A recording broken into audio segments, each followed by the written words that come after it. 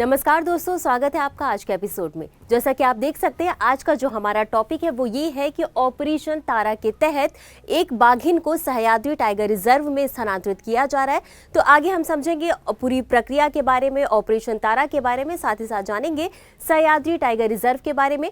लेकिन आगे बढ़ने से पहले आपको बता दें कि आज का जो हमारा टॉपिक है वो आपके जीएस पेपर 3 एनवायरमेंट से संबंधित है। तो इसी के साथ हम सबसे पहले देखेंगे कि हालिया घटनाक्रम क्या है, पूरी न्यूज़ क्या है। तो जैसा कि हमने आपको बताया कि ऑपरेशन तारा के तहत सह्याद्री टाइगर रिजर्व में दूसरी बाघिन यानी कि पहली बाघिन को स्थानांतरित किया जा चुका है। अब दूसरी बाघिन जिसका नाम है T7S2 इसका नाम रखा गया, अब इसे स्थानांतरित किया जा रहा है। और इसका उद्देश्य क्या है? इसका सीधा सा उद्देश्य ये है कि जो सह्याद्री क्षेत्र है वहाँ पर जो बाघ है उनकी आबादी कम हो रही है, वहाँ के बाघ जो है वो विलुप्त हो रहे हैं। अब ऐसी स्थिति में वहाँ पर जो बाघों की आबादी है उनको पुनर्जीवित करना है, यानी कि वहाँ पर उनकी संख्या को बढ़ाने के लिए ही बाघों को स्थानांतरित किया जा रहा है। आपको बता दें कि ये जो स्थानांतरण है वो ताडोबा अंधारी टाइगर रिजर्व से किया जा रहा है। किसके द्वारा? महाराष्ट्र वन विभाग के द्वारा। अब आपको बता दें कि जैसे कि हमने डिस्कस किया था कि पहली बाघिन को पहले स्थानांतरित किया जा चुका है। तो पहली बाघिन का नाम था चंदा और इसका जो है वो सफल स्थानांतरण 1 महीने पहले ही किया जा चुका है। अब इसी के साथ हम आगे बढ़ेंगे और इससे जुड़े कुछ और महत्वपूर्ण बिंदुओं को भी देखेंगे। तो सबसे पहले तो हम जानेंगे ऑपरेशन तारा के बारे में। तो ऑपरेशन तारा के सबसे पहले इसका जो पूरा नाम है उसको ही देख लेते हैं। तो इसका पूरा नाम है tiger augmentation and range expansion, यानी कि बाघ वृद्धि और सीमा विस्तार। ये है ऑपरेशन तारा का पूरा नाम। अब इसकी शुरुआत किसके द्वारा की गई थी? तो इसकी शुरुआत की गई थी महाराष्ट्र वन विभाग के द्वारा। और इसका लक्ष्य हमने जैसे कि डिस्कस किया कि सह्याद्री टाइगर रिजर्व में बाघों की आबादी को पुनर्जीवित करना, उनकी संख्या को बढ़ाना है और इसके लिए ऑपरेशन तारा शुरू किया गया था। अब इसकी मंजूरी जो है वो पर्यावरण, वन और जलवायु परिवर्तन मंत्रालय के द्वारा दी गई है।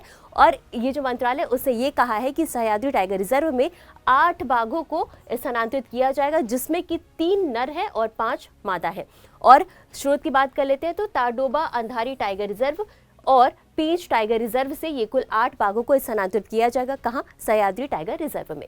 तो इतना समझने के बाद अब हम समझते हैं कि ये जो पहली जो बाघ का स्थानांतरण हुआ है उसकी पूरी प्रक्रिया क्या रही है, इसे भी हम एक बार समझ लेते हैं। तो सबसे पहले हम पहली बाघिन के बारे में बात करेंगे जिसका नाम था चंदा। उसका नाम बदल करके बाद में तारा हो गया, यानी कि वर्तमान में अब इसे तारा के नाम से जानते हैं। और इसका स्थानांतरण की जो प्रक्रिया है, जो पूरी प्रोसेस है, उसे भी एक बार समझ लेते हैं। तो 13 नवंबर को ताडोबा से इसे सोनाली बाड़े में शिफ्ट किया गया था। इसे सॉफ्ट रिलीज किया गया था पूरी 900 किलोमीटर की यात्रा के बाद। और दूसरी जो बाघिन है उसका नाम क्या है? उसका नाम है T7S2 और इसका भी स्थानांतरण हो रहा है। 8 दिसंबर को ताडोबा से इसे पकड़ा गया था इस बाघिन को, और 9 दिसंबर को सोनारली अनुकूलन बाड़े में इसकी सॉफ्ट रिलीज किया गया इसे। अब वैज्ञानिक पर्यवेक्षण की बात कर लेते हैं तो भारतीय वन्यजीव संस्थान, जिसे कि WII भी कहा जाता है, इसके वैज्ञानिक और यहाँ के जो क्षेत्र जीव वैज्ञानी हैं वो इन जो बाघ है इनकी देखरेख करेंगे, इनकी निगरानी करेंगे। साथ ही साथ राष्ट्रीय बाघ संरक्षण प्राधिकरण यानी कि जिसे NTCA भी कहा जाता है, इसके भी प्रतिनिधि जो है इन बाघिन की देखरेख करेंगे। अब इसके साथ ही आगे बढ़ते हैं और समझ लेते हैं सह्याद्री टाइगर रिजर्व के बारे में। तो सबसे पहले तो हम इसकी लोकेशन की बात करेंगे। तो ये महाराष्ट्र में पश्चिमी घाट की सह्याद्री पर्वतमाला में स्थित है। और ये जो टाइगर रिजर्व है इसे कोयना वन्य जीव अभयारण्य और चंदोली राष्ट्रीय उद्यान को मिलाकर इस रिजर्व को बनाया गया है। और आपको बता दें कि 2010 में इसे अधिसूचित किया गया था। वहीं इसी के साथ पश्चिमी महाराष्ट्र का ये पहला टाइगर रिजर्व है और राज्य का यानी कि महाराष्ट्र का ये चौथा टाइगर रिजर्व है। अब इसके क्षेत्रफल की बात कर लेते हैं। ये जो पूरा रिजर्व है वो 1165 वर्ग किलोमीटर क्षेत्रफल में फैला हुआ है और इसमें 2 एरिया है। पहला तो आपका एक कोर एरिया है और दूसरा आपका बफर एरिया है। ठीक है, तो कोर एरिया की बात करें तो यहाँ पर कोर एरिया में 600.12 वर्ग किलोमीटर कोर एरिया का क्षेत्रफल है और 565.45 वर्ग किलोमीटर जो है वो आपका बफर क्षेत्र में आता है। अब इसी के साथ यहाँ से नदियाँ भी कुछ होकर के बहती हैं। तो ये जो रिजर्व है यहाँ से वर्णा नदी होकर के बहती है और साथ ही साथ यहाँ पर चंदोली बांध भी स्थित है। अब आवास की बात कर लेते हैं कि ये जो पूरा टाइगर रिजर्व है ये यहाँ की वन भूमि, यहाँ पर घास के मैदान है और पठार से मिलकर ये पूरा टाइगर रिजर्व बना हुआ है। और यही एक वजह है कि इसे स्थानीय रूप से यानी इसका स्थानीय नाम सदा है, इसे सदा के नाम से भी जाना जाता है। और इसी के साथ महाराष्ट्र में कुछ अन्य बाघ अभयारण्य भी पाए जाते हैं। वो कौन कौन से हैं?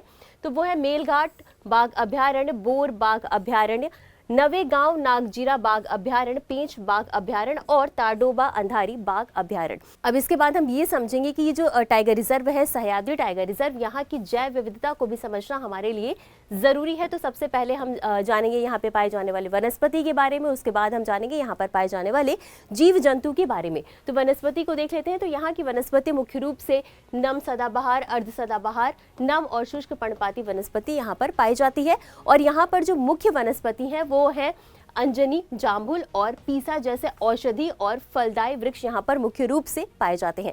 अब जीव जंतुओं की बात कर लेते हैं। तो यहाँ पर बाघ, जंगली कुत्ता, तेंदुआ, गौर और सांभर, 4 सिंग वाला मृग, चूहा, हिरण, विशाल गिलहरी पाई जाती है।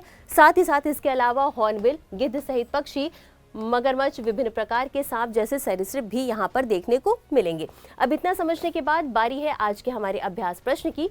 तो प्रश्न है, सह्याद्री टाइगर रिजर्व का गठन किन वन्यजीव अभ्यारण्यों और राष्ट्रीय उद्यानों को मिलाकर किया गया था? आपके पास 4 ऑप्शन हैं। पहला है पेरियार वन्यजीव अभ्यारण्य और Silent Valley National Park. Option B, Koyna वन्यजीव अभ्यारण्य और चंदोली राष्ट्रीय उद्यान। ऑप्शन सी है बांधवगढ़ राष्ट्रीय उद्यान और कान्हा टाइगर रिजर्व।